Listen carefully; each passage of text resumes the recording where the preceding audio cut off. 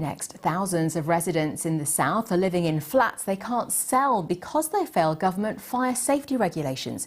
New guidance introduced after the Grenfell fire means flats must have a new safety certificate. But the sheer number of properties affected means there's a huge backlog in buildings being assessed and remedial works can take years. Angela Walker reports. Chloe and Andrew Beanie got married last year.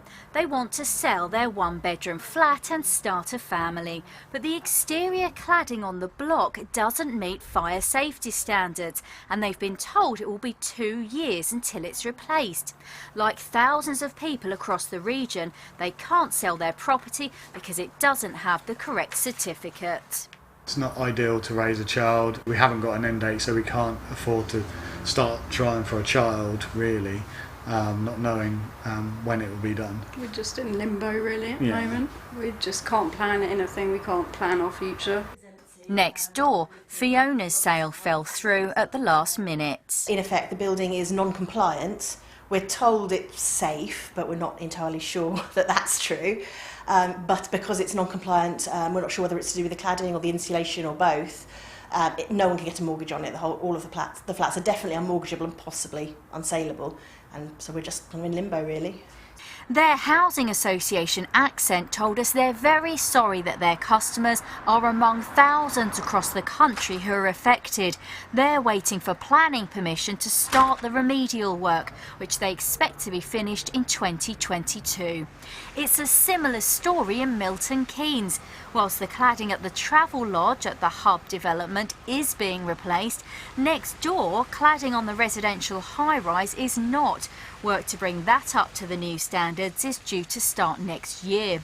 The freeholder and contractor say, pending these works, which will involve the replacement of the terracotta cladding system and render, fire alarms are installed in individual apartments and the building is subject to 24-hour surveillance.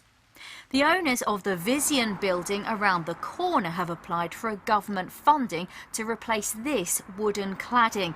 They are waiting for a response.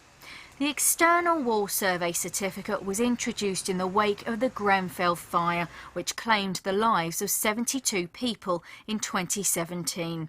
But shortages in qualified surveyors means there's a backlog of remedial work, and most lenders won't provide a mortgage unless the building fulfills the new criteria. Government need to understand that this is a building safety crisis that's affecting millions of people. It's wrecking their lives emotionally and financially as they can't move on, and we really need to sort of put the money in now from the taxpayer to fix these issues, stabilise the situation, and then we can look at how we recover that from anybody that's liable or guilty after the event. But we need to get on and do this now. The government says it's set aside £1 billion for cladding remediation on high-rise tower blocks, but experts say more than 3 times that is needed. More than 3,000 blocks like this one have already applied to the government's Building Safety Fund. But for those that don't qualify, the cost will legally fall to the leaseholders unless another party admits liability. Meanwhile, thousands of people are left living in properties that don't meet fire safety standards. Angela Walker, BBC South Today.